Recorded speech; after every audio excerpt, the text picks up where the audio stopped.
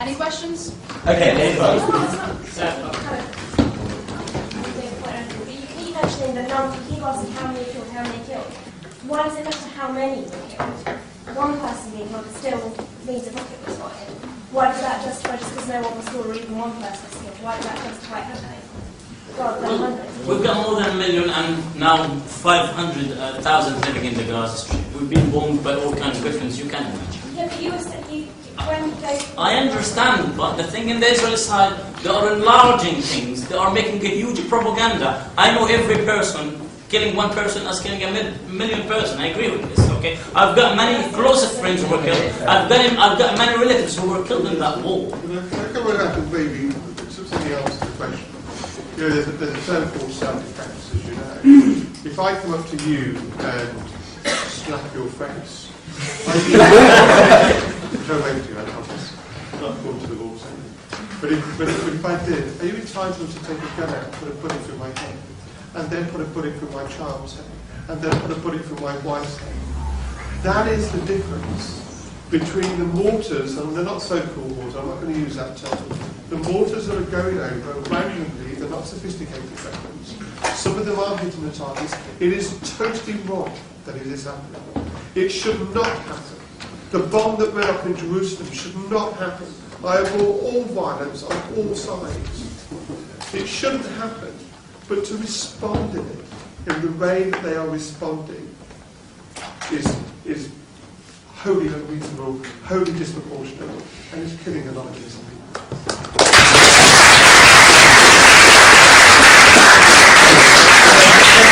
Thank you very much. And then you have questions? Yes, Pat. Okay, just with that. First of all, Hamas established democratic elections. So Israel went to war with a democratic elected government. I'll come back to your latter point. Secondly, how would you justify Israeli ultra-Orthodox Jewish settlements inside the occupied territories of the West Bank?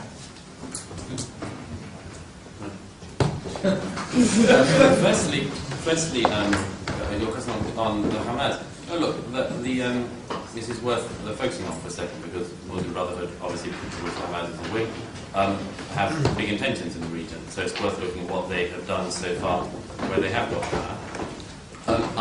We may have a different standard of what constitutes a legitimate democratic government. I don't think that seizing power after an election in a coup where you kill your political opponents, murder them, and then never have another election is a democracy. I just don't think it is. Don't think it counts. One vote once doesn't count in my mind.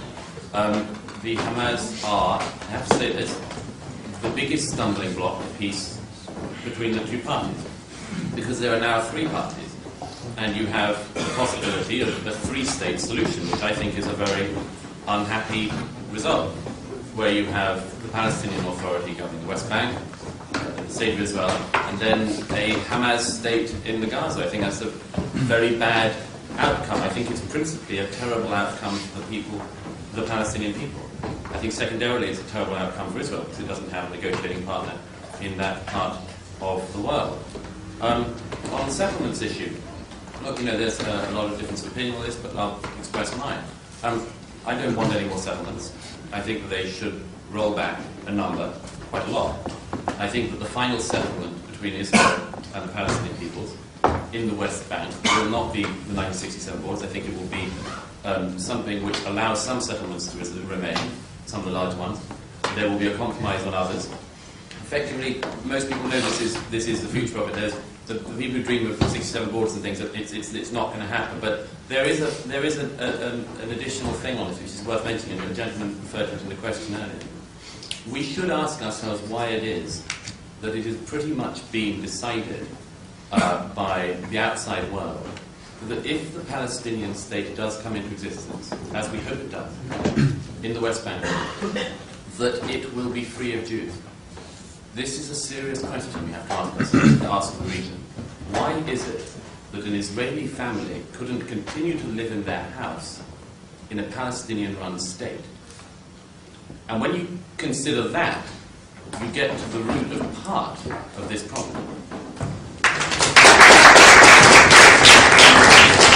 I would just like to point out the democratic nature of Hamas, which is so often propagated as a means to apologise for their actions. If 51% of this room voted to exterminate the other 49%, I would not consider that decision legitimate. I would not consider the reason to talk to 51% and hope to pursue a peaceful resolution or anything. The point is democracy is about accountability, it's about liberalism, it's about freedom. As Mr. Murray pointed out, Hamas murdered its political opponents as soon as it seized power in Gaza. It has continued to intimidate people who don't fall in line with its ideology since, and it tortures and murders its own citizens regularly. It also places them in grave danger by firing from schools, mosques, hospitals, as we've discussed. There can be no doubt about this. The idea of democracy in Gaza is ludicrous, and it's very problematic to continue referring to it. In order that peace, there has to be freedom in Gaza.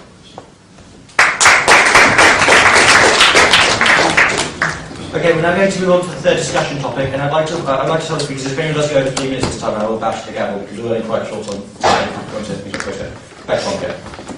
Yeah, so we'll now address the final topic, and later on, as I've seen, there are a lot of people willing to raise the question, so you have a chance. For now, just hold on a little bit. So the final question would be for both of the panelists. How do you believe the conflict could be solved politically, in terms of political implications? And I would like just to remind you to keep your statements as brief as possible. So I would direct this question first of all to Mr. Murray. Thank you. Look, my observation would be the following. Anyone who says to you this is simple is a liar. It's not going to be simple, but it is achievable. And I would put it in the following way. In our lifetime, we will be able to see, perhaps even in the next 10 years, we'll be able to see what I think all of us in the panel are united in wanting, which is, as I say, the creation of a legitimate Palestinian state. Now, most, I think, if not all, there are some, I agree, that every single democracy there's some whack jobs. No doubt about it. You can always find one in America, you can always find one in Britain, you can always find one in Israel. But most of the mainstream, the whole of the mainstream of Israeli politics recognizes that at some point in the near future, a Palestinian state has to be encouraged and allowed to go ahead. Now, the problem for Israel, the problem for peace, is the following. They have a serious problem with finding a legitimate negotiating partner. And since the so-called election of Hamas, this has become a lot harder. Hamas, nobody's mentioned it yet, but it should be mentioned. Hamas, in its founding charter, is dedicated to the annihilation of the Jewish state. It is very, very hard to talk niceties with people who want to annihilate you. Very, very hard. Very hard to talk particular border issues or taxation issues or local council business if somebody's big picture desire is the annihilation of your peoples. So, there is a big obstacle to peace. A very big obstacle. And it is the fact that a very large number of Palestinians and a certain proportion of their leadership, most obviously the Hamas, cannot allow this Palestinian state to go ahead because they have to allow the Jewish state to exist alongside it. And they cannot make that leap. It is a tragedy. I have to tell you, it is a tragedy because what is possible is so within reach. But as long as the Palestinians have Hamas, a terrorist organization, claiming to represent a group of people, the Israelis can never sit down with them. And so, as I say, the will, I believe, on Israel's side is there. And they pretty much know what the final resolution of this conflict would look like. But we have to ask whether the same willingness sits on the side of the Palestinians. And I think the answer there is far more troubling.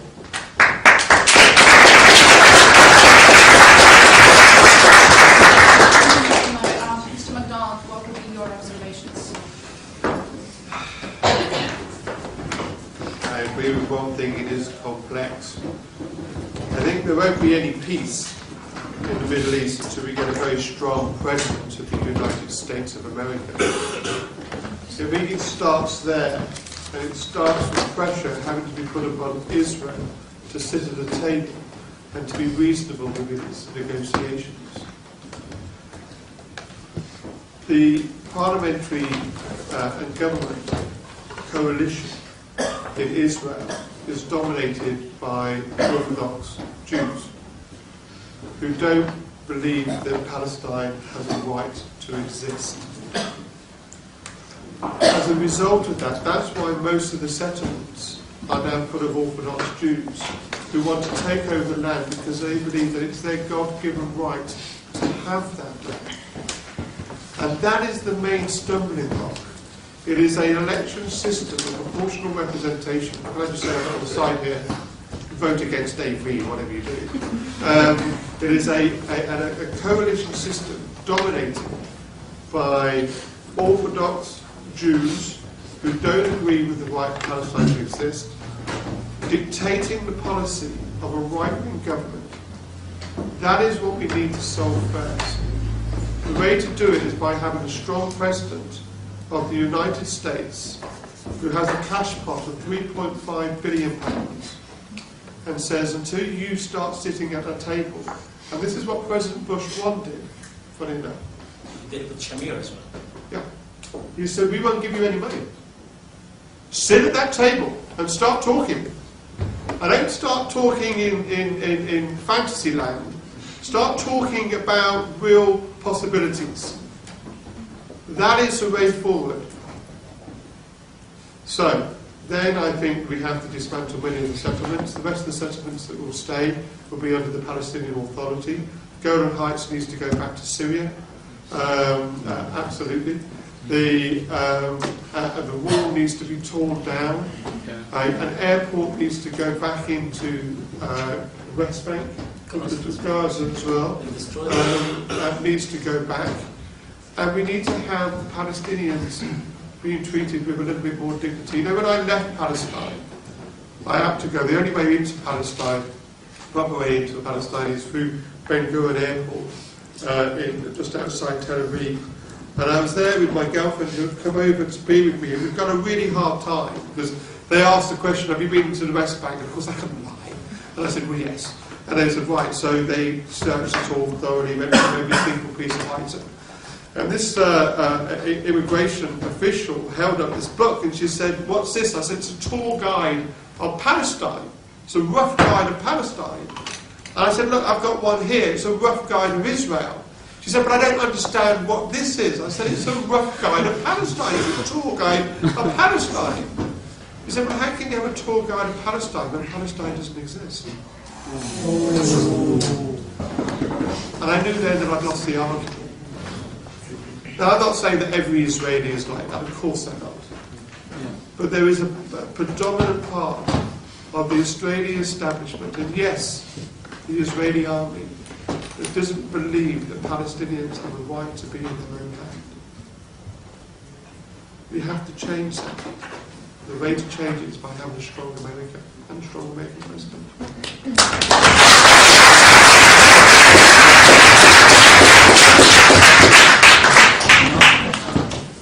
Mr. Westwood, what will be your views on the topic? Well, firstly, I very quickly have to refute the idea that Israeli society does not wish for a settlement and a two-state solution. It is the prevailing opinion of Israeli society and Israeli politics. I also found the slur about Orthodox Jews all desiring the Palestinian never to exist in some expanded Jewish state to be completely offensive. I was an Orthodox Jew myself, but I know many Orthodox Jews, many of which I'm involved with, who campaign quite regularly for a peaceful two-state solution. I'm not sure if this is informed or misunderstanding, but either way it's wrong. How peace will come about? We have a perfect model in the form of Egypt. Egypt decided to stop wanting to destroy Israel. The settlements in the Sinai were consequently taken down, and there has been peace ever since, and collaboration. And now that Mubarak's gone, if we do go towards a democracy, I expect that peace to hold and if anything strengthen. And it is this desire for peace that can only lie. The settlement can only lie when the person who wants to destroy something stops wanting to destroy. There are several examples of how they can do this. Firstly, in the Palestinian Authority, I mean, Hamas, I've got no, they need to be destroyed. They wish to annihilate Israel. There's no dealing with these people. The PA are different people. There has been tremendous economic growth over the last few years. We've had